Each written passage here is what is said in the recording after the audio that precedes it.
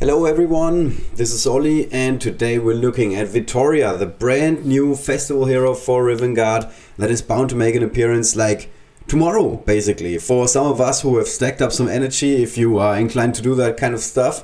Personally, the last couple of festivals, what I did was I was stacking up the treasure chests, basically, and then like one go I went through 19 chests or something like that. That was a lot of fun most of the time. Alright, so let me just try and find, and it's really a try and find, my windows, because there's so many windows, we have so much prepared for you guys, so you have like a very complete picture of what this unit is like and what she can be doing. So, without further ado, let's start with Nixie. Yeah, exactly. Why is Nixie there? I swear I changed this. But for the other screen, let me change the screen. Here we go. Here's Vittoria. Here we go. Hey there. Here we go. Hey Jason. Hey Claudio. All right. So Vittoria is currently still locked, obviously, for me because the festival hasn't started yet. Let's just look at some of the base stuff that is like immediately getting you excited if you have been playing this game for a little bit of a longer period of time. Because what might not be super obvious here, actually this is the first thing that needs to come to mind. If you look at a hero, it's the traits. And the number one trait, like this is enough to unlock this unit. If you haven't been around for long, you haven't been playing this game enough, you might not know this. But looters are the real deal. There's so many videos that we did in every live stream at some point trying to play a Treasure Beach run. And every time we're bringing the looters, all of the 2 looters that we have. And in the future, we're going to be having 3 looters. And obviously that is going to make, what's in my voice today? That's going to make a gigantic difference. Gigantic as in you are getting to loot, I would guess. Like with 2 looters, it is possible if you have like an immense amount of luck to get 200% your regular gold yield in some levels. It depends on the number of drops you have in the Treasure Beach level. But at the current Treasure Beach level that most people are in, most of the veterans that have been around for a longer period of time, they are at Forbidden Shores encounter number 5.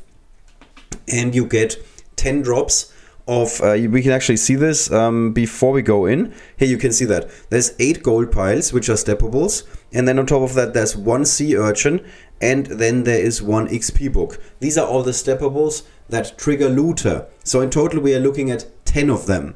Now if you manage to get one of your looters standing next to them every single time you step on a steppable, or you put the looter themselves on the steppable, like a unit like Yasmin for example, every single time you're getting a 10% yield to the total amount of gold you're getting in the encounter. So that means if you're doing it 10 times, 10 times 10 is 100, you're getting 100% gold yield from this encounter. And some of my guys in my guild have done this successfully, not just with Yasmin, but with Yasmin and with Buzzy Klonkson, who also happens to be a looter. So they run away with 14k gold, and then on top of that they get 28k gold, and then if it is double gold Saturday, which it is today, you're going to be running away with 56k gold. Actually, that's not the correct maths, because you need to add up the 28 plus whatever you had before, plus the 14. Let me just quickly do some maths. So we got 28 plus 14, and then all of this we have to do twice, and then you end up with 84k gold in one run. And in the future, and this is a pipe dream, this is not going to happen. It's super unrealistic that this is going to happen, but it's theoretically possible that in the future we would be looking at this amount of gold. Am I correct in that? No. Wait a second. So we would be getting 14 plus 14 times 3, and then we would multiply that by 2 because it's double gold Saturday. So in the future, pipe dream, if we're in the same encounter with the same gold yield where you roughly get 14k gold, and we manage to connect all of the steppables with all the looters, which is like impossible to do, I think, but realistically speaking we should be getting something like 2.5. And then this gets doubled for double gold day, and then we're looking at 98k gold in one Treasure Beach run. That is just ridiculous. But that's the reason. Like, we can stop this preview right here. This is the reason why you need to unlock this unit. Without anything else, this is already good enough to unlock this unit, as far as I am concerned at least. But there's a lot more. There's a lot more for Vittoria. So, something that I didn't even point out, and I think this is a bit easier to see if we switch to the preview screens here. Something that I didn't even point out, but like one of my teammates was like, I really like this unit. And I was like, why is that? Because she looks amazing. Yes, she has amazing artwork. For all the people out there who love their female units, like their waifus, by some things, I don't know, I'm not into that kind of stuff. But if you like your Hannas and your, I don't even know, who do we have? So Hannah is apparently cute, I heard. I don't look that way at my games, but okay. So Hannah is a very cute waifu, and then I think we have Katsume. She's also kind of cute. I mean, I agree with Katsume. She's kind of cute. I can't find her. Here we go. And then basically this waifu collection in the future has one more unit, and that's Vittoria. So if you ever wanted to play like an all-females team in Hero Arena to give other people cool challenges, like Raisin did, like himself in that case, he wanted to play with the all-females team. Yeah, then this is the unit for you. This is another reason to play her or unlock her. Hey, just passing by. Hello. I think I didn't say hi to Nakko. Hi to Nakko. All right, stats-wise, this unit is the real deal. We're going to be looking at stats in a little more. Actually, let's first look at stats. I guess let's first look at stats. So, this is the typical stats that you would see for this unit in Tournament Arena that just finished this morning. So, she's got 120 health, 39 physical damage, 81 physical armor. She does some crit. As we can see here, 68 crit. That's a lot. You're like, why is she doing that much crit damage? And why does she have 41%? What is happening here? And the reason is, you see correct, my friend, she can actually carry 2 weapons. So this is the first warrior that can do this. We have seen this with rogues, both Snazbang and Nimrul, 2 of the units that are, well, not very popular when you're going up against them, because they are very, very powerful indeed. The high crit chance is a big deal in Hero Arena. Almost every unit in Hero Arena has something like up to 40 damage that they're doing, and crit can be 68 in her case. So it's more than double your regular attack. That is very, very significant, and that can mean that she on her own will have a very easy time in Tournament Arena taking out heroes left and right, especially rogues, because she happens to be a warrior. Now, as a light warrior, that means I have to go back to my hero screen. Here we can see it. She's a light warrior. That means she has color advantage against these 2 colors, the opposite colors on the star that make up the Rivengard logo. So if you have a light hero, they have color advantage against dark rogues, which would be Nimrul, and red rogues, which would be Snazbang. So she's like ideally positioned in terms of her color to make an impact in the current metagame, because Snazbang and Nimrul, obviously the 2 most popular rogues that you get to like come across in Hero Arena. Snazbang, for many people, a bane in Tournament Arena. They feel like this is the absolute best unit in Tournament Arena. So there is a chance that Vittoria can do something about that. But personally speaking, Snazbang has not been as much of a problem for me in Tournament Arena since I switched to horses. I didn't stream my runs yesterday, but I basically played the same team I played last time with Bassi Klongson, Sprocket, and then 3 horses. So Sir Matt, Sir Florianus, and on top of that Akio. And quite honestly, Snazbang was not a problem for me most of the time. The biggest problem is maps. Map is the biggest problem. Alright, so if we continue looking at Vittoria, the stats at maxed out at rare, I cannot tell you almost anything about these stats because I haven't been looking at rare units in a long time. If you have a rare unit, you can basically do the comparisons and feel like, okay, is this good or not? Quite honestly, I really don't have a clue. But what I can tell you is something about epic units, obviously. Because this is where most players that have been around a little bit longer, this is their comfort zone, epic units. Almost everybody has a chance to get and unlock epic units. And your Basti. Yeah. Moin. Hey, Insa. So at epic, she's got 1,281 health, 486 physical damage. That is a lot. That's not dependent on the weapons, of course, guys. Don't forget that. Don't mix that up, because people mix it up sometimes. Weapons have no effect on the damage you're doing. They only affect the crit damage and the crit chance you're doing. So this attack stat is basically just Vittoria. And it's a lot, 486, because I have legendary units that have like another star on top of just making the ascension to legendary, and they have less than 486. So if we go back to my hero screen, we're gonna be going back and forth quite a bit. So let's look at Corin, for example. He's maxed out at epic. He just like one step away from making it to legendary. He's at 465. He's doing magical damage, which is a bit of a difference. She's doing 486. That's more. Not like a gigantic amount more, but it's more. And then if we keep going here, Sir Matt, for example, is not known for his physical damage. He's known for, and this is a legendary Sir Matt, which doesn't affect his stats. It's the same stats as epic. Gold rank 1 unit. He's like almost got half the amount of damage that he's doing when you compare him to Vittoria. And then we're basically moving to legendary units. So here's a Naevis, for example. She's got 487, but she's a rogue. Rogue are very often more offensive than warriors, so that makes sense. And so on. As you can see, like you only get higher in the damage when you add more stars. Normally. And Vittoria does not need to have like a whole lot of extra stars or anything, and she's already outmatching most other heroes in the damage department. So that is pretty big. Hey, Monster Mash, hello. Super early for you, isn't it? Like 3 AM or something? Alright, the unit gets absolutely bonkers when you look at the legendary star.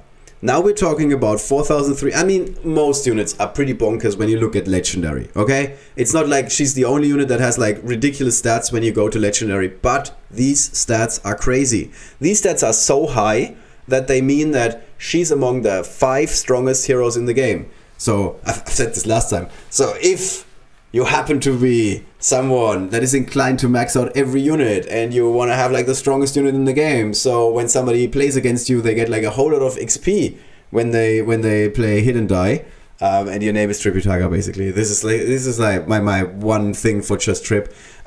This is one of the 5 strongest units in the game. I think she's just sneaking in at 5. She pushes out Scruffy. He used to be the 5th strongest. And she's, I think, just right behind Lucente, but I'm not sure about that. Lucente might be further to the front. So, this is, again, really powerful units, just stat-wise. Okay. The other things, of course, she's a melee unit, so range 1, but there's a chance that changes in a second. I'm going to talk about that because this is the active effect. She's got 3 movements, so that is very similar to Nimrul. That is very similar to like most of the base heroes, like Sigrid, for example. This is not something that wins awards, but as I said before, I'm just going to unlock her for the fact that she's a looter. So there's another trait icon here, and that is Inebriated. Inebriated is the forgotten trait. That's what I'm just going to call it from now on. This is a trait that exists in the game that doesn't do anything so far. Inebriated means that every single turn, let me just bring up an inebriated unit. I even have to scroll like for a relatively long time before I find one. So I think Cinder is probably the first, right? Oh no, my Agna is stronger. Well, okay. So inebriated means that the unit deals and receives. It's a two-way street. 10% damage for each round that has started except the first. So you go into Hero Arena. You move in a little bit, you cannot connect with the enemy cannot connect with you. Your turn again, you're doing plus 10% damage. This is mostly what happens. So of course there's some maps where you engage on turn number 1, but there's a lot of maps where you only engage on turn number 2. And then there's game modes that last 6 turns. Or where you get like the inebriated bonus 5 more times. So that means that if you're going up against Dragon in Guild Raid, on the very last turn, Vittoria is basically having 1,673, and then you have to add like half of that, plus 50% basically. So we're looking at 2,500. This is a regular attack that she's doing without any crit against the Dragon. Now, if it's a Dark Dragon, she's got double crit chance. So we would take all of the above, and then we would add to that, let me just do this like a little bit differently. So we do this, and then on top of that we add 2021 for the crit damage, and then let's just assume she's on high ground. Yeah, it's not unlikely. So suddenly one regular attack of her against the Dragon on the last turn, if she's maxed out, but still, would be 6,800 damage. That's just her moving in and attacking the Dragon. That is pretty significant. And this is the power of Inebriated, and I think I'm missing something here. Yes, I'm missing something here. So what we actually have to do is, the maths is off. Sorry, guys. So we first have to take the damage. This is the damage. And then we have to multiply the damage by 1.5 because Inebriated. So this is actually what happens. And then if we take high ground into effect, we're talking about 8,300 from a regular attack. From a regular attack with high ground against the Dark Dragon. And there's some maps against the Dark Dragon where you do have high ground very easily. If we leave out the high ground, just a regular attack with a crit, which is very likely because she's going to have double crit chance, and she already has 45%, as you can see here. We're talking about 5,500 attack. Not every turn, but the first turn. The turn before, she's doing 5,100. The turn before, she's doing 4,800, and so on. You know how maths works. And if not, this is like, I'm trying to explain this to you. Alright, let's line up the unit against some other units. Let's maybe start with the epic version, and we're just looking at stats. So here we have an epic Nimrul, for example. So Nimrul, not known for having a lot of health, known for having a lot of damage, doing a lot of damage, and not known for armor either. So if we compare him to her, she's outclassing him in health, 100 more. She is on par with the physical damage. It's just 10 difference. And her armor is obviously through the roof because she's a warrior, and warriors tend to be relatively tanky. 600 something against 300 something. So she's like way better when it comes to armor. So in terms of stats, she's as offensive as Nimrul, but with more health and with more armor. But yeah, and like no downside. There's no downside when you compare her to Nimrul, obviously, because she's wearing the same gear, like the exact same gear, in fact. If we're looking at the legendary star, this is probably where we get like a first feeling of how high these stats are. Nimrul for... Oh, sorry, that's wingtip. I got a couple of them. Nakko did them all for me. Nimrul, again, not known for having a lot of health, so 3,000 only, 3,150. She's got 4,300. Okay, so way higher. Physical damage, she's outclassing Nimrul when she's maxed out. 1,600, Nimrul 1,400. And armor, we don't even have to talk about. She's obviously got more than double the armor that Nimrul has. So Nimrul is outmatched in terms of the stats. Okay, this is pretty significant. We haven't had this before when it comes to offensive power, with the exception of Snapback, of course, which is like on par with Nimrod. If we look at wingtip, why do we choose wingtip? Actually, I had to think about that for a second again. It's the passive effect of Vittoria, which we're going to be talking about a little bit more. He's 1,300, 440, 780. So, of course, you have to take into account that wingtip is a flying unit, so he has a much easier time connecting with enemies, and he's got movement 4, which is pretty big. So he's got more health than her, he's doing less damage than her, he's got more armor than her. This seems like a fair trade. I really like the balancing here. I think there's nothing wrong. And then if we look at the maxed versions again, she's got 4,300, he's got 4,300, so they're roughly the same. She's got 1,600, 1,500, roughly the same. And then 2,200 physical armor, whereas Wingtip has 1,500. So she's suddenly outmatching Wingtip in the armor department, which is kind of weird, to be honest, because he had more armor than her before. Am I mixing this up? Yes. Wow. Okay, I don't think I've seen this before, to be honest.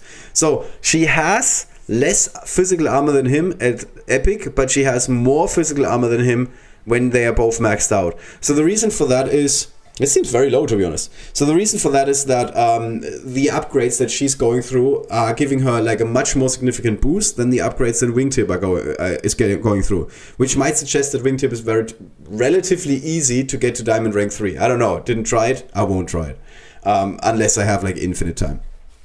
I don't want to bore you guys. I have more comparisons with Corrin. I'm just going to leave this on the screen. I'm not going to go over the numbers. You can basically screenshot this for yourself. This is a maxed out Corrin versus the maxed out Vittoria. All right. So you can Corrin obviously has a lot more armor, but I said I'm not going to go over this. And then we have the epic version of Corrin, where he's also got a lot more armor. Corrin not like super offensive, although actually pretty good. Corrin's a pretty good unit. Didn't even know that he's like that ridiculous. Yeah, so this is the stats of Epic again. So let's move Corrin to the side because again he's flying, but he's got the same movement as Vittoria. And then lastly, the last comparison that I felt was like somewhat fine because it's a warrior that is also a bit more on offense normally.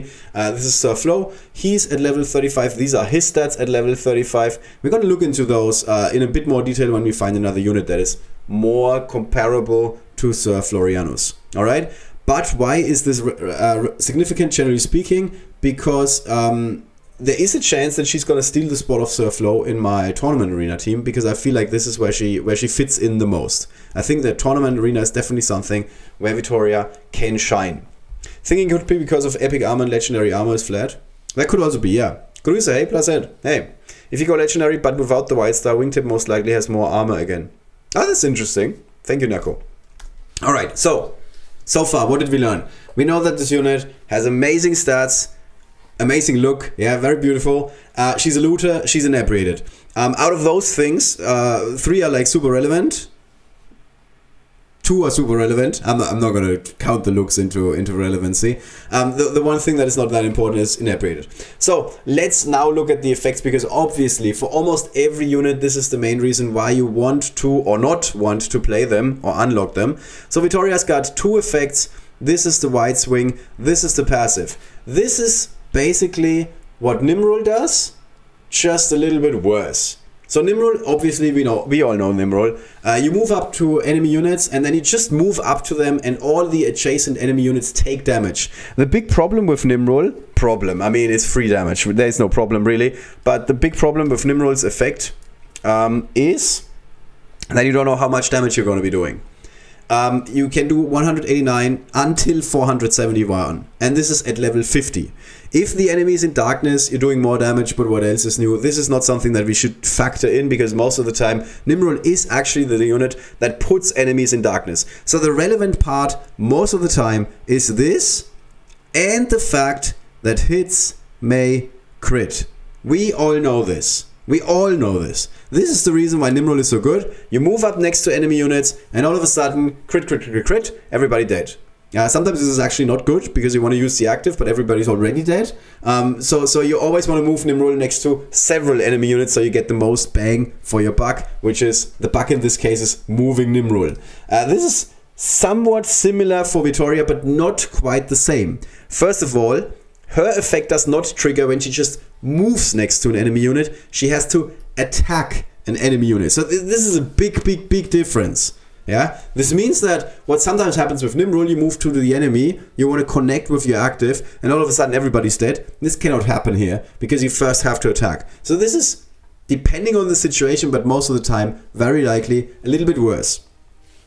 Now it says any enemy units adjacent to the target and also to Vittoria take 41 damage. So again, this is very different than Nimrul. If there's an enemy here and an enemy there, and in the middle there's a free field, and you're moving Nimrul in the middle, he's doing damage to both of these enemies, because they're both adjacent to him. This is not enough for the effect of, for the wide swing basically. These 2 enemy units need to be adjacent. Like if there's a spot in between, and you move Vittoria in the middle, and you attack the first, nothing is going to happen to the second. So keep that in mind. This is similar to how Siad's effect works when you do the Cobra push and the enemies need to be adjacent to each other and also adjacent to Siad basically. And but what we're doing at level 8 is 41 damage. This is very significant because, as I said before, when we look at the stats of level 8 units, which are relevant for Tournament Arena, most of the time they only do 40 damage. So this is a free attack on another target in Tournament Arena. This is significant. This is very significant. And also we can already tell, because this is a lot, like relatively speaking for units at common, that this is going to go like nuts. So at level 26 we're looking at 224 damage, which is already the lower end of the spectrum. This is more than the lower end of the spectrum that Nimrul's effect has at level 50. Yes, there's a chance you're doing 471, but there's also a chance you're doing 189. This is not the case here. It's 224 at level 26. And obviously this gets worse for your enemy, better for you. At level 35 we're looking at 420. So at epic she's basically matching the damage that Nimrul does at level 50. Just take a moment to take that in. And then obviously when we're looking at level 50, 1410 damage. This is the amount of attack that a unit usually has when it's maxed out at diamond ranks. So if we go here and we take my strongest units, Queen Akeshu just made it to diamond ranks today. This is a 5 purple star, diamond rank 3, Queen Akeshu, and her regular attacks to 1100. She's just gonna be like, yeah, I'm just gonna casually drive by, walk up next to some enemy, hit the other guy, and by the way, the other guy also takes 1400. This is quite a lot of damage. And again, Obviously, her prime targets are Nimrul and Snazbang, and 1410 damage to these guys is quite a bit. Now this is the symbol for physical damage or like, yeah, physical damage. And it does not say anywhere that this is ability damage, which means that the passive can crit. This is also very, very significant. So you might not be doing just 1410. On top of the 1410, you might be doing, depending on how strong your Vittoria is, but if this is your equipment gear, which is quite, let's just like say, okay, let's go with epic. We're doing another 1200 at least. Yeah, very easily you can go up to 2000 damage that you're doing just by walking up. Not by walking up, but by hitting one guy, and then the other guy also takes significant amount of damage. And the other thing is, you know who is going to take the damage. There's no randomness involved, like with some other effects, like wingtips effect, for example, where you move next to an enemy unit and then there's a chance that some other guy gets some damage. You know 100% that this guy that is standing next to you and the enemy is also taking a lot of damage. So all of that makes this passive ability a great ability. This is even more relevant when we factor in that she's a looter and you want to play her at Treasure Beach. So on Treasure Beach there's a lot you can do. This is going to trigger all the time when you're moving up next to a seashell, like I don't know, like some I can't even come up with anything. With a chest, you're walking up next to a chest, and then there's something next to it, and it can be a steppable. You just attack the chest, and the steppable also blows up. And in Treasure Beach is actually better that you have full control when the passive triggers when you compare this to Nimrul. This is one of the biggest problems in Treasure Beach with Nimrul. You sometimes you cannot move Nimrul, because if you move Nimrul, you're just like killing all the stuff that you actually want to step on with your looters. This is not the case with White Swing. So personally, I will very likely bench Nimrul in the future in Treasure Beach and instead play Vittoria. Alright, so this is the passive. Very relevant effect. Not the same as Nimrul's effect, similar to Nimrul's effect, but you will have 100% certainty when it's going to trigger and how much damage you're going to do. So it's hard to say which effect is better, quite honestly. I think they're both really good in their own way. And this is not me trying to sell you the unit, this is me being straight with you. I really think that this is a really good effect. Alright, which takes us to the active. Now the active is the reason why Vittoria is one of the most flexible units in the game. The most flexible unit in the game, I thought about this the other day in preparation for this stream, in my personal opinion, is Yasmin. Because Yasmin's active can say that you get a lot of summons. Yasmin's active can say you can do Nimrod's attack one more time. Yasmin's active can say you can plant another tree. It can do all sorts of things depending on what your other lineup is. But if we say, okay, well, that's not really a fair comparison, because Yasmin on her own doesn't do anything, and you always need another unit to get more out of Yasmin. And we're just looking at units in a vacuum, which is not how this game works, but just entertain this thought for a second. This active makes Vittoria the most flexible unit in the game. Why? So, keep in mind, she's a melee unit, but she has an active that has range 2. So she's one of the very few units that can either attack at melee range or as a ranged attacker. This is pretty cool in my personal opinion. Also, we can already tell 55 damage at level 8 is again highly significant. That's a lot of damage. It does double damage if that enemy has 0 armor. There's a follow-up question in this. If you look at this. Is this only referencing physical armor? The answer is no. They will eventually fix this icon. This is like a very early look or screenshot that I had from this hero, and there's a chance it doesn't get fixed in this update. But in the future, they will very likely change this. It doesn't matter if it's magical armor or physical armor. The unit has to have 0 armor. Otherwise, this would be amazing against all sorts of rogues, because very often they have magical armor, and of course most mages, because they also happen to have physical armor. Right, so this is why the unit is so flexible. Not just the fact that she has range 2, but the second part of this effect. She can instead throw it at a friendly unit with the inebriated trait. And keep in mind, she herself is inebriated, so she can basically chug a beer. And which is another reason why this unit is great. I can say that as a German person, it's fine, it's not offensive. I am from Bavaria, by the way. So she can heal 83 health and add another 20% to dealt and received damage. So this is quite interesting. You can use this as an offensive buff and make your other inebriated units even stronger. On the second turn, this would be 30% obviously. And then on top of that, you can also heal them. So she's a healer, she's a melee unit, she's a ranged unit. She can kill like 2 enemies at the same time. She just moves next to them, and the wide swing triggers. Quite honestly, this is an extremely well-rounded unit. By the way, she has amazing stats. Like, what is not to love about this unit? This unit is above average in almost every department, as far as I'm concerned. The only question is, does she fit into existing teams? Is she better at one particular thing than other units? Like, let's say I don't have a Nimrul, I want to play her, she's great. But if I have a Nimrul, do I want to play her? And this is a question that is kind of hard to answer because it really depends on the rest of your team. So I think she's much more flexible than most other units. But if you're looking at one job for a unit, like Nimrul is there as a damage dealer and that is it. You don't use Nimrul as a healer, that would be ridiculous. You only use him as a damage dealer. Is she better as a damage dealer than Nimrul? And very often the answer will be no. Which doesn't mean she's a bad unit. I'm just trying to put things into perspective for you. She's very flexible, but this flexibility comes at a price.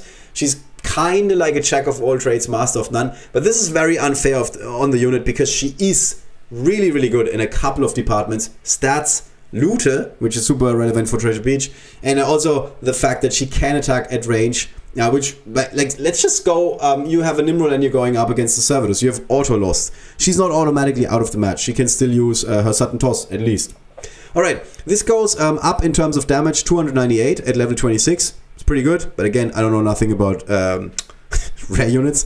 Then, 560 at level 35. And this can be double if the enemy has no armor. So this gets pretty significant. Like 1000 damage as a level 35 effect is a lot in this game. And then obviously at legendary it's completely nuts. Again, 1881. If the enemy has 0 armor, it would be twice that amount. Well, obviously if the enemy has 0 armor, he's already been taking a couple of hits. But as just passing by pointed out, are they trying to make Agna meta? There's some weird combo potential there. You could use Agna, steal the shield of the enemy, and then you use the sudden toss and you just like one-shot them with Vittoria. Now you still have basically used 2 of your units to take out 1 enemy unit, but if the stars align and the enemy units align, you could actually use Agna, steal shield from several units, move in with Vittoria.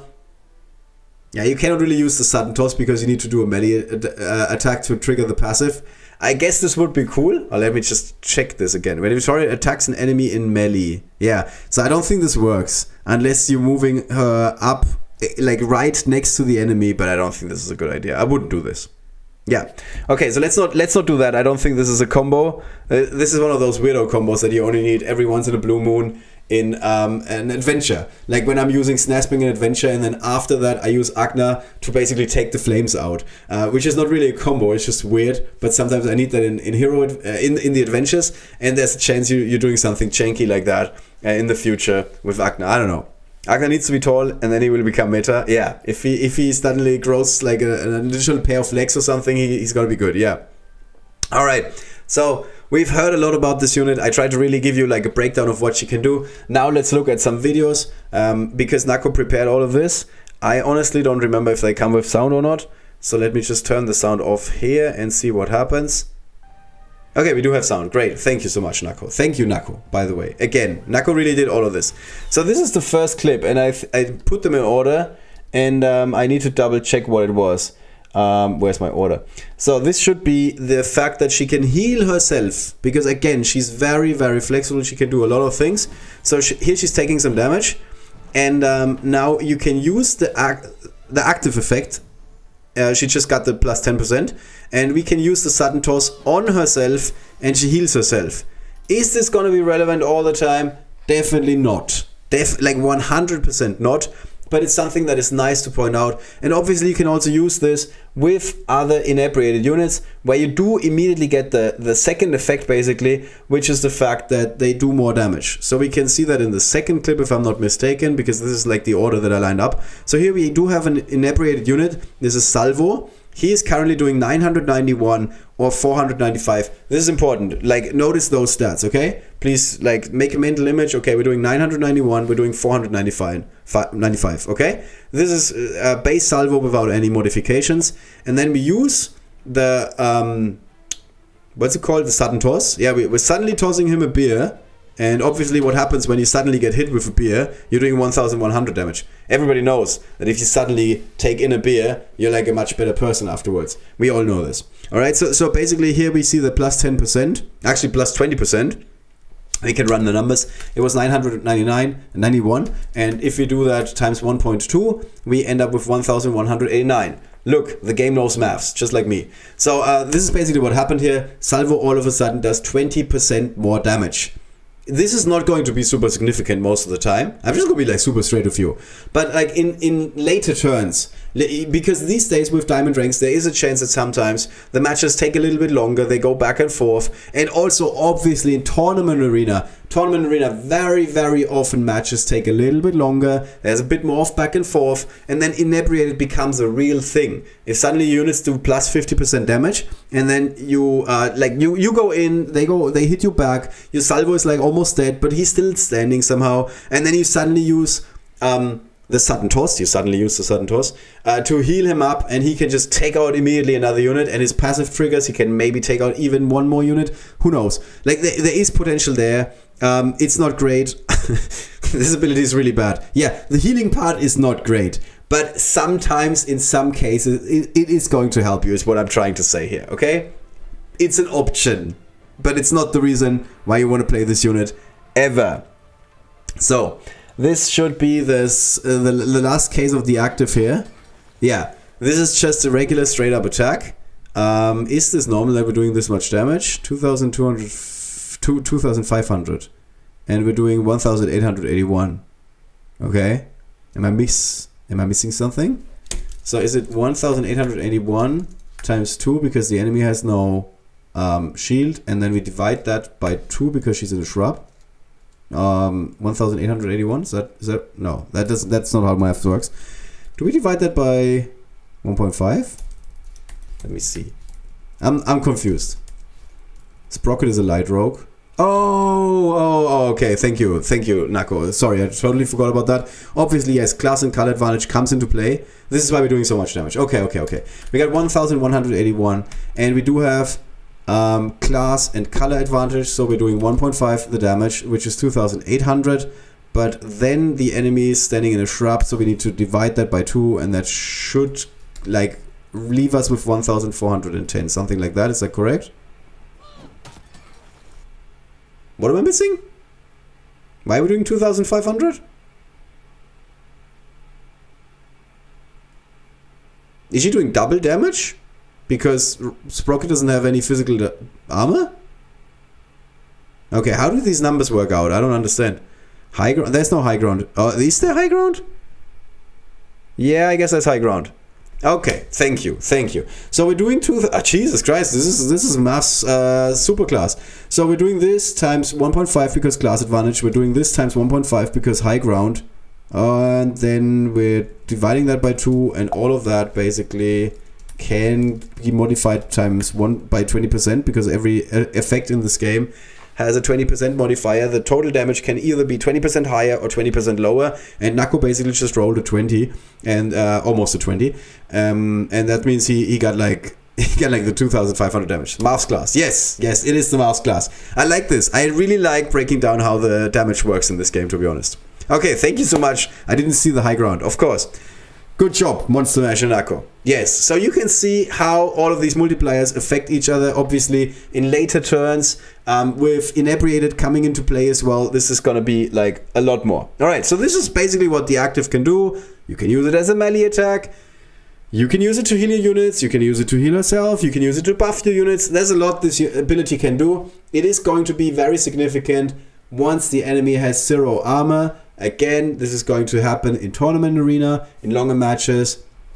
If you have like a dragon surrounded by 400 frogs, they tend to have 0 armor after all the frogs are done hitting the dragon, and then the second part of this effect comes in. Alright, so now we're seeing the passive. So this is basically what, it's not hard to pull off most of the time. This enemy unit, Siad in this case, is standing adjacent to both Yasmin and to Vittoria. And in that case, the passive triggers, and he takes a lot of damage. How much damage? Well, it was a crit hit, as we can see here, 2,300. And I would guess that this is a Vittoria that is maxed out at epic, I don't know. So pretty significant. 2,300 for free. That you're just doing to the second unit for like absolutely nothing. So this is pretty good in my personal opinion. This effect is highly significant. This is the main reason why you want to play this unit in any game mode that is about offense. Like, yeah. And also, by the way, she's going to be great in campaign, obviously. I mean, there's no question about it, but most units are really good in campaign, but she's going to be really good in campaign. All right. So this was the fact that the passive can crit and can do a lot of damage. And then there's an interesting synergy with Caradan that I didn't even consider at all. Because the passive triggers, like every time she melee attacks, it doesn't matter how she melee attacks, it's not like you have to press a button and say, melee attack. So, because that's how the game works. So we're moving her next to the enemies, so that she's both adjacent to two enemies, and then we're using the effect of Caradan. Now Siad is taking more damage, this is the effect of Caradan, and an adjacent unit, which in this case is Vittoria, is immediately going to perform an attack on this unit. So this is why Vittoria is just like, bam, going hard at Siad in this case. She's also doing damage to Yasmin, and now she can still attack. So you can do another attack, here we go, and that basically just almost takes out, well, the cannon. More than 50% of the cannon, which is quite a bit.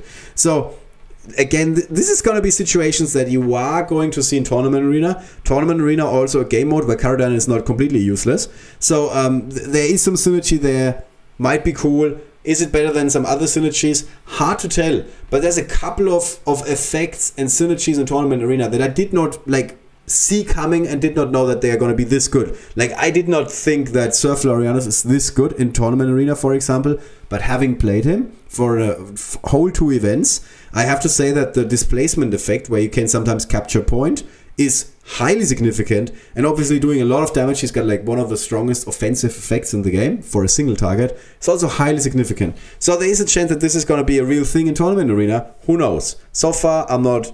It's fine. It's my opinion. Alright, I don't think we need to see this. This is the enemy. Yeah, this is the AI going for a second. Yeah, let's just use all the actives. Poor Vittoria. That's some abuse. Lionel is one of the best heroes in Tournament Arena. Well, I think she's really good. I'm not sure she's one of the best, to be honest. Because of the fact that she doesn't hit with enough damage, in my opinion. Okay, let's not reveal Nakko's private message history and instead go to the clip. Should have edited this. So this is a Tournament Arena match. This is where this unit is going to be most significant. Like, this is the game mode where she's going to have the most effect, if I'm not mistaken. For a second I was like, where is she? Until I realized I need to look at the top. So in case you're missing her, this is her. By the way, this is kind of mean, because we do have some players that like her for the looks, and then you don't see any of her looks because you just see this weird hat that she's wearing the entire time. This is really mean. Okay, so here we're setting up a Balmur attack, so the enemy needs to move out his units from the spot. Nixie right now is like a prime target. The Red Rat, unfortunately, melee unit with hulking, so they cannot run out at you. And Tokon is being used, what he does best, capture points and stay there, not do anything after that. This is really Tokon in a nutshell, or Tokon in a turtle shell, in this case. Then we're placing a tree on one of the capture points. This is fine, but I think it's better if you move the tree here, to be honest, because then you can still capture the point and heal your unit, which is pretty cool. Get double heal if they're standing on the capture point then. Alright, enemy decides we're taking out Giggs. Okay, pretty good. She will be my profile pick. Okay, get a room with Raisin. And now we could use the active, but we're not. We instead... Why is Balmo not... Oh, okay, now we can attack with Balmo. Yeah, that's a good play. That is a good play. And then we have Vittoria. She can just do a regular attack. Okay. And we're taking out the Red Rat. Obviously, we had 2 mages being used to take out Red Rat. So this was pretty good. So far, Vittoria did just do a regular attack in the Tournament Arena. I think the enemy is in a pretty bad position, even though he does have the tree and 1 capture point. Generally speaking, you want to move Tokon to the front lines, because he gives you like a lot of good control. Yeah, now it's important... Yeah, don't do that, ever. This is a complete waste of Giggs' effect, Obviously, it sucks to just sit it out with gigs, but just do a regular attack on the mushroom. There's more effect with a regular attack, I think, than wasting the active. Although gigs might actually be dead here. There's not much that you can do with gigs. Okay, so now we have lined up enemies, so we can very easily use Vittoria to... Oh, no, we can't, because there's a landmine in the way. Okay, and she dies, unfortunately. So... Oh, she died from the tree, right? Yeah, she hit the tree and the tree shot back. Well, this is one of those few exceptions or examples where the effect is backfiring on you, because obviously you do not want to connect with a tree. And this is like the unfortunate very early end for Vittoria in this match. Let's speed this up a little bit. Yeah, Nakko is like, man, I wanted to test Vittoria. Why is this happening? By the way, if you're going up against melee units, obviously he's going to be your best friend. Servidus, you always want to move him in a way that he's standing next to Navis, and you can attack like a unit like Tokon from 3 fields away. So your biggest problem here, if you are the player going up against Nakko's team, is most likely Servidus, because if Servidus gets taken out, Tokon is going to win this match almost on his own. I'm not exaggerating. This is how good Tokon is in Tournament Arena. And yeah, Giggs, unfortunately, we cannot get Giggs out of this predicament. He's completely locked down here.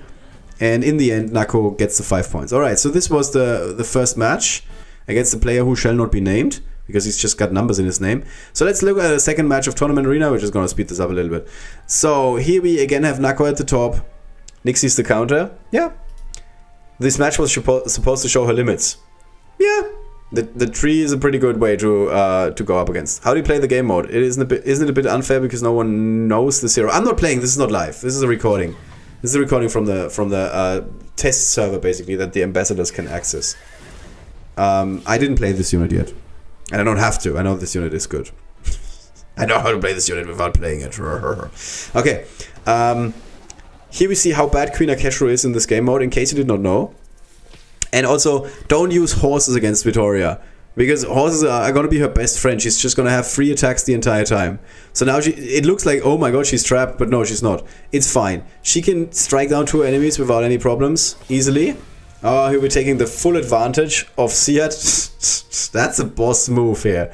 Like, Sunshine Explosion gives us a second snake. It's pretty good. It's pretty good, I have to say. And here the horses just go down, like this. Horses just dead immediately. Then we can heal Vittoria. Thanks to her big stats, she hangs around for a little bit longer. The biggest problem right now is the passive of Sir Florianus. If he gets down with the next attack, we don't have to fear that. But sometimes you don't think of that, and your units strike him, and then he hits back and your units goes down. This is not going to happen here, very likely, but who knows. So we take out Sia. That's a really good choice, yes.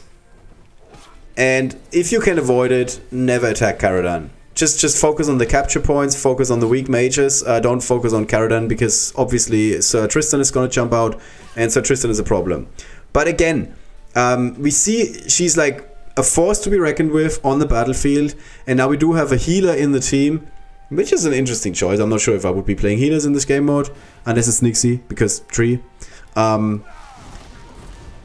okay, we see the passive of Sulu Center, it's pretty good. And then we get another shade on the board. So what we need to be careful here, there's a lot of spots up for grabs. Yeah, good job. Who's... it's the enemy snake, okay. I'm just thinking if we could have played this in a way that we would have also captured 1 point. I'm not sure. Yeah, Nakko in the end just captures the points, which works, obviously. I think... The turn before, this is an interesting turn here, by the way. If the snake hadn't been there, so we're moving here.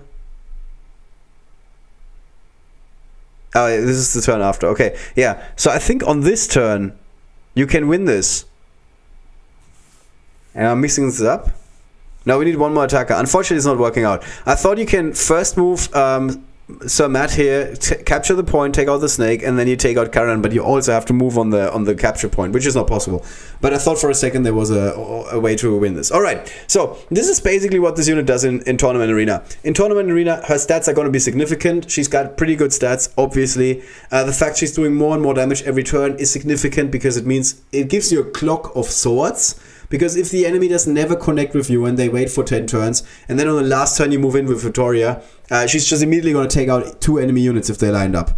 Just because she's doing like plus 50, plus 60% damage. She's a very high crit chance on top of that, and she can take out 2 enemies because of her passive. So, in my opinion, really good unit for Tournament Arena, but this was not in the tournament. Yes, Insa, this was basically just recorded for this preview. So this is not live tournament. This was just Nakko playing against, I think it is Kyle, but I'm not gonna out Kyle. I'm just gonna claim it was me. I tried to show what Vittoria can do against Nakko. Okay, and this is obviously the prime use of this unit. This is the reason why you want this unit 100% unlocked. Ideally as an epic, because there's a couple of stronger enemies on Treasure Beach. Quite honestly, I do not know what the best movement pattern is with the unit. I didn't think of this at all so far. Also, I'm not a big fan of Nixie in Treasure Beach. Mostly because I don't like that the flowers are blocking spots where stuff could otherwise come out. Okay, so you always... Oh, okay, Nakko is playing it safe. He wants to get rid of this 100%. Yeah. Normally, when you buff another unit with Yasmin, you then want to use that unit to attack the shells and the whatever you got, the chests and whatnot, to move in. So, it's always the biggest challenge in this map, getting out. And, yeah. We get rid of both these... Why are we getting... Oh, yeah, of course. Yeah, I didn't even think of that. So, when you attack the unit in the middle, this frog is adjacent to the enemy and yourself, so you're doing damage to that frog on top of that. And this gold pile is also adjacent to the enemy and yourself, so you're also getting rid of the gold pile. If you do not want to get rid of the gold pile here, just attack this enemy. Then the white swing is just going to hit this frog. Do you not want to get rid of the gold pile? Well, sometimes you do want to connect all your looters first, and then you want to start looting. So this is very interesting. It shows you how flexible this unit is, and it depends a lot on who you are attacking and what then happens. So here we can get like a free loot trigger, basically, which is pretty good. Free loot, always good. It's what they say in German. Okay, so then this is a misplay, by the way. This is not a big deal. But this is your best friend in Treasure Beach, because you do not want a gold pile to spawn there. So just leave this be. This is your prime target, because if you take this out, there's a chance that some more gold stuff like spawns there. And that means that you can then move a Yasmin in here. You can then move your other looter in here. You can move your third looter in here. And then you're triggering here, here, and here. And now you didn't pick up everything, but then the following turn, you can move a unit onto this pile. All 3 looters trigger one more time. Then you can move the looter that was standing here into this side. Both looters trigger. Then you can move the other looter that was standing in the middle to this pile. All 3 looters trigger. So the fields that are in the middle of all the steppables, you want to take out them with your attacks, because that means you can potentially loot even more. The stuff that is landing on the sidelines, you do not want to take out with your units. Like this is not interesting. This is not interesting, because these thingies that are lying there, these vases, they block the spot for steppables. So by not attacking that, you're increasing the chance of you making more money in Treasure Beach. It's not very intuitive, but basically you always want to kill the stuff in the middle of the map and leave the stuff on the edges of the map and only destroy their stuff on the last turn, because then more steppables are landing next to each other, which means you can loot more gold. All right, just like some piece of advice if you want to make more gold in Treasure Beach. All right, so this sea urchin could have spawned here. This is obviously like a pipe dream, but not completely out of the question. So this movement was excellent. Don't move Yasmin here. First move one looter in, and then move the other looter in the middle, so all 3 trigger. The absolutely excellent movement. Get rid of the frog, and now Yasmin needs to go up here, because then again all 3 looters are triggering. And then we can get rid of this. And the yeah, this is fine. Like a regular attack on this is fine. And here the flowers are actually good for Nixie. So the correct play here is to first move Buzzy, because he's the one that is most removed, most remote from the other steppables. And I think I would have now moved Yasmin in the middle, and then I would have moved her here. Oh, sorry, no, another unit here, and then her to the bottom, so she's adjacent to the next 2. If we have 2 more turns. Do we have 1 more turn, or is this the last turn? We're eventually going to see this. But moving units is not that easy in Treasure Beach. It sounds like it's completely, well, what's the problem with moving units? But your unit movement can decide how much gold you're earning very easily. Okay, we have 2 turns left, yeah. So I think I would have played this slightly differently. I'm not sure what's better, to be honest. Both moves are fine, in my opinion. Here we can refresh someone, but there's no need, because we basically only need Silverroot for the last turn. We are refreshing Bussy. Yeah, why not? If you don't have anybody else to refresh, why not refresh Bussy? Okay, and then on the last turn here, we can trigger Looter twice. There's no way to... Oh, we can even trigger it 3 times if we move Bussy. I believe this is... I think this is worth it. I would move Bussy first. Then I would use Nixie to take out this, if you can. I think you can't. Oh, we're going for the... Yeah, sure, why not? And then you can move 1 Looter here and then the other Looter onto the steppable, and then you trigger these 2 steppable twice. As you can see, this is what Nakko does, yes. And now if we attack in the middle, we get the free hit on this unit, on this target and this target as well. So we can take like a lot of stuff just with the passive of Vittoria, and then after that we play Silverroot for cleanup. And this is how we end up on, let's see, 15,000 gold. And then we get another 30k. But this is not the best run we've ever seen, but if we divide 31,989 by 15 something, let's just do 15,000. This is roughly twice, obviously it's a little bit more than twice. So here we got 21 loot actions, I guess. It's 21, maybe 22, who knows. It's probably a little bit more than 1,500. Let's just go back a little bit. So, yeah, 15,233. 15,233. So, yeah, we basically looted 21 times. Obviously, you can make that 25 times, but it depends on where the stuff is spawning. Like, the very beginning of the Treasure Beach run was like a pretty bad omen, because we cannot get out of this corner on the left side, because of this stupid shell here. If you have other units, like what I'm doing, I'm usually going with Yasmin to the right side, and then I move my Silverroot next to Yasmin. And then the next turn, Silverroot is buffed enough because Yasmin's passive is pretty high, and he can immediately take out something that is in the way. And if a seashell or something like that spawns here, this is normally where another unit that has a high crit chance, like a Nimrul, goes. Or in my case, my Bussy, because my Bussy is ridiculous. But oh yes, Nakko is making an excellent point. This is an excellent point. Yeah, sorry, I didn't look at it this way. This is a non-optimized run. That's fair enough, yeah. This is not an optimized run by any stretch of the imagination. There was like a lot of stuff that did not go well for us here, and we did more gold yield than we've ever done before. This is a really good point that Nakko is making. I didn't think of that, yes. So in the end, we're making more gold than before, and things did not go our way. So just imagine what it's going to be like when things are going our way. All right. When is it possible to unlock the unit if we're playing the festival really fast? Well, if you are stacking energy and everything, you can unlock her like within the first 1 hour or 2 hours of the festival, if you're like so inclined. If you want to take your time and you're just like doing it like one by one, obviously you can unlock her very easily within like 3 or 4 days normally. If you like go for some energy refreshes, you know the quests that are lining up in the festival, like all of that good stuff, then it shouldn't be much of a problem to unlock this unit within 4 or 5 days. All right, there is infinite nodes that we took, and we were basically free flowing most of this. I don't know if you guys can tell. Let's basically go here and switch this whole thing. Here we go. So this is markup. So let's do this way. All right. Let's just see if I forgot anything, because I didn't look at my notes the whole time. So there's some positive stuff, there's some neutral stuff, and there's some negative stuff. The problem here is we cannot see this. Sometimes there's a plus, sometimes there's a circle, sometimes there's a minus, and markup just does turns everything into a list if it can. All right, unit is obviously amazing in Treasure Beach. Yes, if you want to go full memed here, you can go with a full inebriated team. I dare you. I don't know if anybody's gonna do that, but yeah.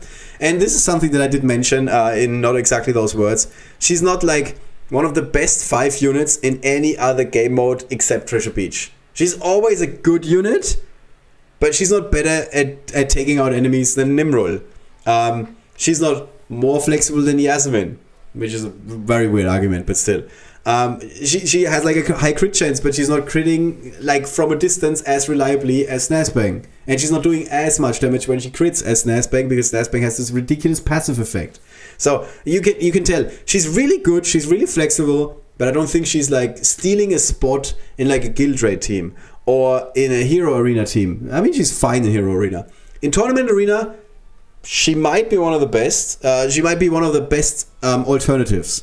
But tournament arena, there's so many options that you can play. She's definitely okay there. She's got good offensive potential, obviously. She's got better stats than Nimrul, but she does lack night vision and the extra damage in darkness from her skills. Yes, so obviously if you play some other dark units and you can create darkness, you can keep darkness on the board, Nimrul is better. Well, big surprise. Unlike Nimrul, she cannot crit twice on the same enemy. Yes, Nimrul can walk up to someone and then crit immediately, and then you hit them and he can crit one more time. This is why Nimrul is so good, really. This is not the case for Vittoria, because she has to attack to trigger her passive. Her passive doesn't just automatically trigger. She's sturdier than most units. She's still not tanky enough to survive focused fire. Yes, so if you have an enemy that like gangs up on her and they are using several attacks on her, she's still going down. She's not like a Tokon or like a Red Rat or like a Bassi Klongson that can just take so much abuse and still stand at the end of the day. She is eventually going down, even though she's pretty sturdy. She's similar to Sigrid in that case, I guess. The active ability is giving her great flexibility. We talked about that in a lot of detail. The passive requires specific positioning. Most of the time you will only hit one additional enemy. Yeah, I thought that she can only hit one enemy, but sometimes of course she can hit two. The passive can one-shot Seared snakes, thanks to the fact that she does have class bonus. This is really significant, but only against this one particular unit. The snakes have been buffed quite a bit. They are doing they got 1881 health, which is ridiculous, by the way. And the passive can just one-shot them. This is really, really good. And her passive does 1410, but she does have the class bonus because she's doing, as a warrior going up against rogues, she's doing 25% damage. And then, of course, the inebriated also kicks in. So, she's good with inebriated, but it's a mixed bag. Ooh, nobody's surprised about that, because inebriated is not like a great trait so far. Caradem can make her passive trigger twice. That is really significant in my opinion. If you like this unit a lot, if you like Caradem a lot, I'm looking at you, Earl of Tollstock, then this is a cool unit for you. And Pelato increases her crit chance, sure. Regular hit damage, she's already above average in crits, can potentially hit multiple enemies with your regular attack. This is something to be considered. Yes, so Pelato's active sometimes feels like, oh my god, I'm not getting enough out of this, but if you move her next to 2 enemies, or maybe even 3 enemies, and she can now reliably crit all 3 enemies up to twice, she might be enough on her own with Pelato to take out 3 enemies. This is pretty significant. Other stuff, great visuals. I put that in there. This is not from Macro's notes. And if ever there's a rogue type guild boss, the inebriated gang will be very strong. Yes, I guess. Most of the warriors that are inebriated will do a lot more damage against rogues in general. And then thanks to inebriated, the damage is going to stack so much that we might be looking at like significant damage. She's the only looter without hulking. This is a really good point I didn't even consider at all. So in some campaign stages, you have a hard time connecting with your looters because of hulking. The Elite Yasmin stage would be one example. That is true. There's a lot of steps in that Yasmin stage, and you can like farm a lot more gold in campaign if you're doing that. Some people do that. These days I'm just basically doing farming for gear. All right, and I think that's it. We managed to talk 1 hour about this unit, which is impressive. But there is a lot to talk about. This is a really good unit. Something is wrong with the game today. I'm not kidding. I'm on 100 energy, and I did spend all my energy earlier. I don't understand it at all. This is the second time this is happening today. Did they do like double energy Saturday or something? Is the energy refreshing quickly? Because yesterday I went to bed with 0 energy. I woke up in the morning, I had 120 energy. I still don't know how this happened because I only slept for 6 hours. And I'm on 100 energy again. And I was at 0 earlier. I'm sure of it. Did they mix up the timer today or something? I don't know. Alright guys. I'm so confused. Time to play Arena for me, but we're not going to be streaming this because I need to do some other stuff. What we're going to do now, obviously, I didn't forget about it, no worries, is we're going to be handing out some summoning tokens. So, This is not the... Oh yeah, I shared this, that we're going live. This is the site I wanted to go to. Please, tell me what you think of the unit. Post something in the chat. And then you're automatically entering our prize drawing for 10 summoning tokens. 10 summoning tokens. So just like, it's fine. You can post anything in the chat. What do you think about this unit? So we definitely have Nakko in there. Who would deserve these summoning tokens? Because he put so much work. Like all of the materials you saw today, all the screenshots, all the live runs, everything was done by Nakko. So thank you so much for providing all of this. Nakko says, she's great. I'm just going to translate this for Kyle. I woke up just in time. That's one way to put it, yeah. Hot beach babes in your area. Loot, yeah. Monster Mash loves the fact she's a looter. Oh, this is gonna look great if we draw Monster Mash here. Matthew is super excited. Looter, yay. Vittoria's love, Vittoria's life. Yeah. He says waifu is great. I'm just translating this for you guys. Felix James says he's in. He likes her. Cool unit. I'm just gonna translate. Jesus, I need to go to my chat here. This is my chat. That was Borun. I got you. Felix Chase is here. Frothing for another looter. Yeah. I mean, quite honestly, the fact that this unit is a looter is like enough to unlock her. I did say this at the very beginning of the stream, but then we had another 40 minutes to talk about her. Treasure Beach, looking for Vittoria in a bathing suit. So that's Engine, she says, great for Treasure Beach. Maybe I have to translate this, who knows. Looter, she's good at looting because she's not hulking. Yeah, that's true. That's a really good fact. Looter without hulking. Yay. I love the artwork. Okay, waifu. So much nicer to look there at than Lucente. Yeah, I guess Lucente is not money. Okay, a looter. Okay, everybody's excited about looter. Okay, anybody else? Did I miss anybody? Are you going for her epic or legendary? I'm going for her epic. I think she's gonna be fine as an epic. Because the game modes I'm most excited about for her is Tournament Arena on the one hand and Treasure Beach, and I think as an epic she's gonna be fine. I did mention this before. I was level 24 before the upgrade where the power levels were raised, and I'm currently level 37, and I used 1 or 2 of these. So let's just say I used 2 of these, then I basically have 11 more power ups. So I've gotten really used to this here, the level up button. This has been glowing ever since the update. I'm waiting for a unit that I want to unlock at legendary. And I really don't want to talk like bad about Vittoria. I think she's a really cool unit, but I think that epic will do. So I'll keep saving. So another, I don't know, 4 weeks or something that I'll be sitting on these energy upgrades. This is like, I don't know, 11 energy upgrades or something like that. I'm not sure. Yeah, 11. So 1,100 energy that I'm sitting on the entire time. Morning everyone. Hey Automatic, what do you think of Vittoria? I can just enter you as the waifu faction, that's fine. If you like the fact that she's a looter, we can also say that she's a looter. It's okay. You can say that you like the artwork. It's not bad. It's fine. It's fine. Alright, we have a few more people in the chat. Who wants to participate in the prize drawing? So you guys are making me I need to kill some time. So let's do this. Is there actually a chance to play against for 13 points? Nope. Okay, we just get 12 points. We're just playing one arena match or something to give you guys some time to post something in the chat, because I'm getting nervous. I only have 35 minutes until I'm running out of arena time. This is okay, but we can do better. This should be fine. Okay. One day I'm gonna lose live on the stream. Not on purpose. I'm just saying it's going to happen. Oh, this is like the dumbest way of placing a tree, quite honestly. Okay. Thanks, thanks is the word I was looking for. Okay.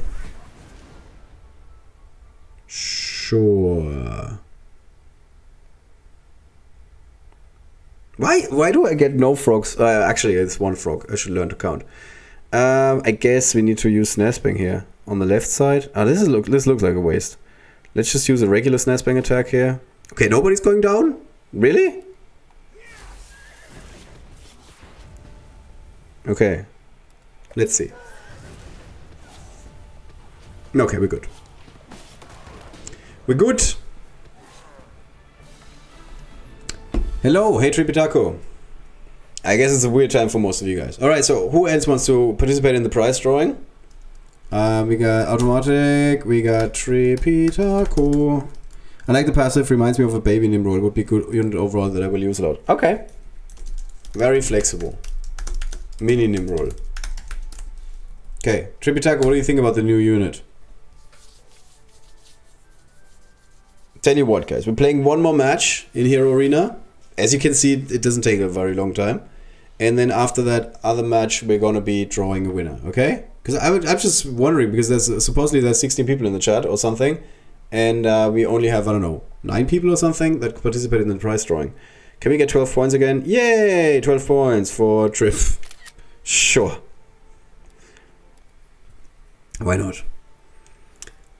This is a good map. This is fine. Yeah. Okay, okay. Okay, so this is the line of sight.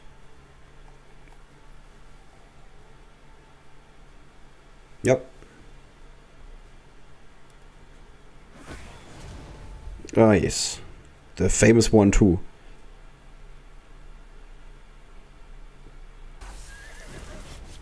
Okay. Good game. Doesn't matter how much health Silverwood has. He's still going down. If there's enough summons around Silverwood, he's still going down. Alright, that was your chance.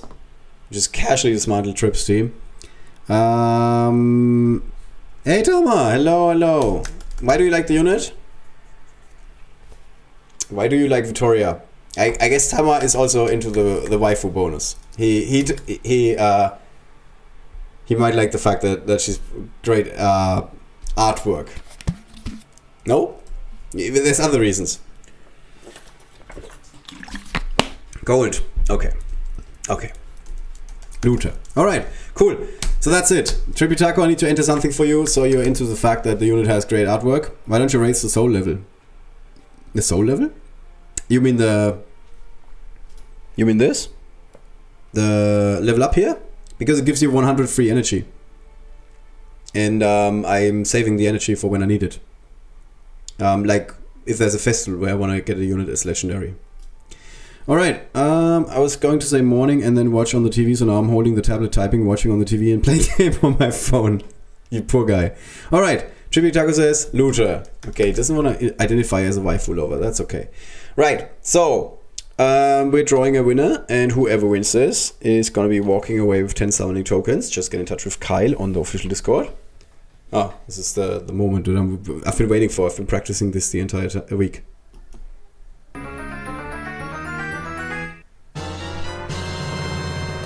Okay, so I have to press the button half a second earlier. Congratulations, Tripitako! I'm gonna figure this out. Just woke up and immediately got 10 summoning tokens. That's a start into the day if I've ever seen one. So I'm just gonna put this to Kyle. And that's basically it for today. Tripitako just got up and won immediately. Congratulations. Congratulations. Alright. I hope this in-depth look at this new unit was interesting for you guys. There's a... Yeah, it's gonna be another interesting festival. Hopefully you all are going to unlock a couple of really cool badges and orbs and whatnot in those festival chests that you get. Yeah. And we're gonna see each other again very, very soon. I guess in the Hero Arena is the most likely place. And we're gonna be doing... I think there's new Onslaught levels dropping in the next patch. I'm not 100% sure. It's not confirmed as far as I know. But if we do get more Onslaught, this is definitely something that we're going to be tackling in this live stream again. And Onslaught we can give up to 3 times. 10 summoning tokens, because every time we finish and we don't lose a unit, which sometimes happens, I can hand out something for you guys. All right, this is definitely one of the next streams we're going to be doing. All right, yay, buy a BMW with the prize money. Yes. All right, guys. I hope everybody enjoys the weekend. I hope you're all having a good time, and then we see each other very soon, either in the arena or on the official Discord of Rivengard. Take care and bye-bye.